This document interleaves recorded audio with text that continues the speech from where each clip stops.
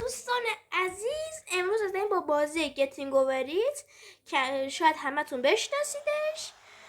بچه از اینکه هممون هیچ کدوم تا بال نمیتونیم این بازی تموم کنیم و اون سخته، این من اومدم براتون مودش رو آوردم که اون چک کنیم مودش چجوریه. چند تا ویدیو استاپ میکنم. خیلی خوب، حالا میخوایم مودش رو چک کنیم. الان مثلا من نمیتونم از اینجا بالا برم، سخته برام. اینجا میام جامپ رو میزنم.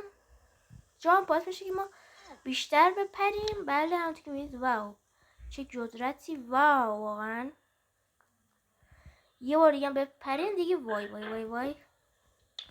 حتی با اینکه این گیم مود موده، وای رفتیم دیگه، رفتیم. بزن بچه آخر سر رسیدیم اینجا دیگه. شانسیه داریم ما، مجبور همین رو ادامه بدیم.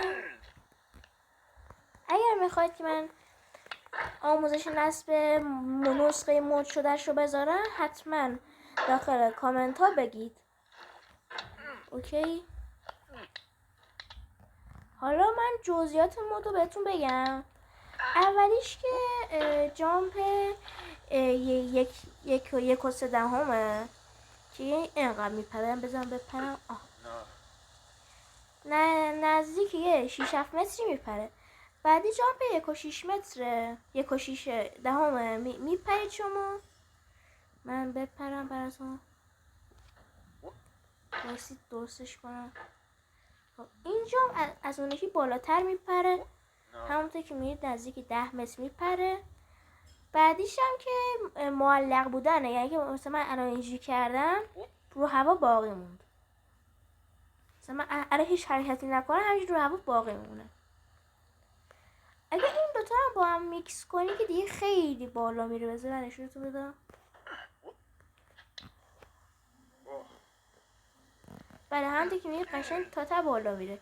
اینه که سرعتشه، سرعت حتی کنی به درد نمیخوره زیاد، فقط سری میده همین. و شما اصلا نمیتونید با این برید. اگه مثلا نمیتونم برم. بله اگه میخواید آموزشش بزنم داخل کامنت ها به من بگید. فعلا خدا نگهدار.